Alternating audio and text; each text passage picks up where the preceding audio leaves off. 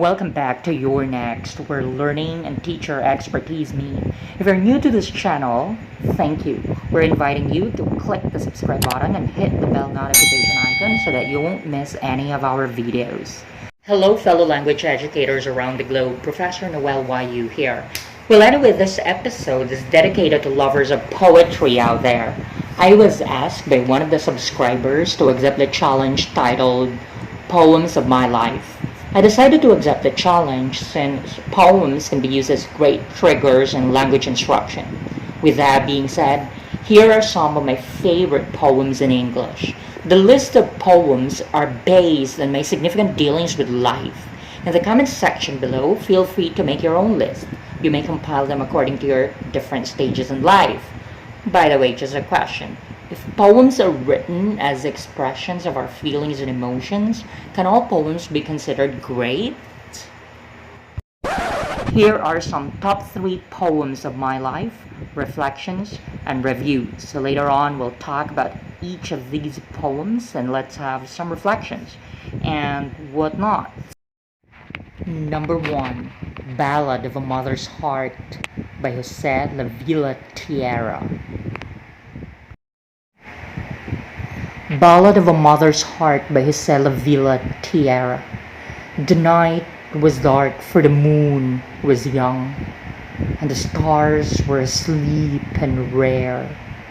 The clouds were thick, yet youth went out to see his maiden fair. Dear one, he pleaded as he knelt before her feet in tears. My love is true. Why have you kept me waiting all these years? The maiden looked at him and moved, it seems, and whispered low, Persistent youth, you have to prove by deeds your love is true. There's not a thing I would not do for you, beloved, said he. Then go, said she, to your mother dear, and bring her heart to me. Without another word, the youth left and went to his mother dear, and opened her breasts and took her heart. He did not shed a tear. Then back to his maiden fair he ran, and mindful of the rain. But his feet slipped, and he fell down, and loud he groaned with pain. Still in his hand he held the prize that would win his maiden's hand, and he thought of his mother dear, so kind, so sweet, so fond. And then he heard a voice, not from his lips but whole apart. Get up, it said. Were you hurt, child? It was his mother's heart. Before we will discuss the poem, as mentioned, I'd like to share about using poems as lesson triggers in the classroom. What is a lesson trigger? A lesson trigger is a springboard of the lesson. We language teachers use poems, songs, movie clips, games that will serve as an introduction to the lesson at hand. What about you? What is your favorite lesson trigger? Now let's go back to the poem Ballad of a Mother's Heart. A ballad tells a song or a story. No wonder there is a term called balladeer. The poem is self-explanatory in terms of how the story is unfolded. A man chose over the girl over his mother, but amidst all these, a mother's love remained eternal, everlasting, even if she was hurt. By the way, are there boys who will choose their girlfriends over their mothers? Is the choice justifiable, if ever? The poem talks about unconditional love. The heart of a mother speaks only of love and concern for her children. A mother's unconditional love is irreplaceable. Everything changes, but the love of every mother doesn't change. How do you show your appreciation to your mother? Have you ever recognized their sacrifices every day? 2. The Road Not Taken by Robert Frost. The Road Not Taken by Robert Frost. Two roads diverge in a yellow wood, and sorry I could not travel both, and be one traveler. Long I stood, and looked down one as far as I could, to where it bent in the undergrowth. Then took the other, as just as fair, and having perhaps the better claim, because it was grassy and wanted wear. Though as for the passing there had worn them really about the same. And both the morning equally lay, and leaves no step had trodden black. Oh, I kept the first for another day, yet knowing how way leads on to way, I doubted if I should ever come back. I shall be telling this with a sigh, somewhere, ages and ages hence.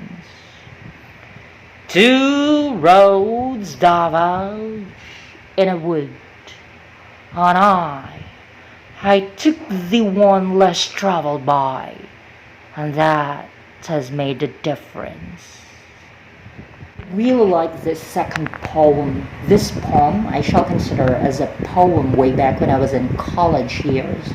The poem exhibits such a beautiful verse, insightful imagery, and of course of time itself. It is not new to us that this poem talks about having significant choices in life, or making big decisions. This poem allows us to ponder, to see the universality of each human being, that when we are faced with choices, we need to choose.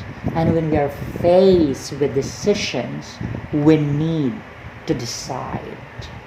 I thought before that there are only 3 searches in life. I was told that when we are alive, there are 3 things we are in search of: the search for truth, the search for freedom, and the search for happiness. But aren't we all in search as well to make a big difference? Number 3, Invictus by William Ernest Henley. Invictus by William Ernest Henley.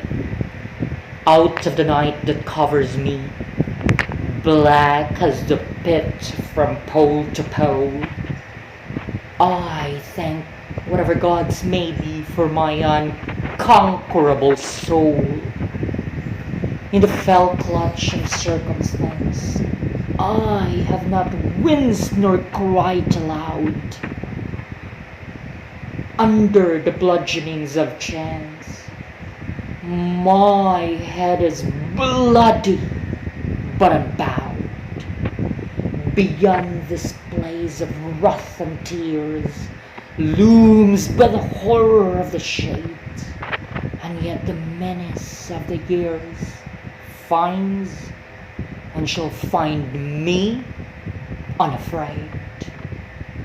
It matters not how straight the gate, how charged with punishments the scroll. I am the master of my fate. I am the captain of my soul. I like this poem a lot. It's so inspiring. It is a poem of fortitude in adversity. The poem highlights the human spirit and its ability to deal with challenges in life. It is a poem of resilience like that of the bamboo in the face of extreme torment. The message of the poem is clear. We determine our own fate. Challenges and trials in life are all there, but we are encouraged to face all these challenges with all our heart, to look for solutions. We all have sufferings in life. Who doesn't have any? That is a part of our lives while we are alive. The poem is a scream for those who see themselves in the abyss of darkness or trying times. It focuses on strength in every human being to combat any battle we face. Do you know what is the meaning of the word Invictus? If you know the answer, we'd like to hear it from you. Please type them down below and tell us your thoughts about the word. By the way, how do you deal with problems in life too?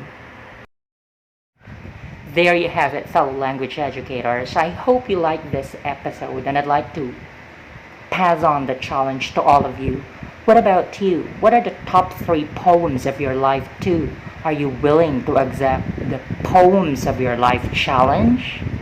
Thank you very much for watching and for listening and for taking time to this video. This is once again Professor Noel Yu signing off.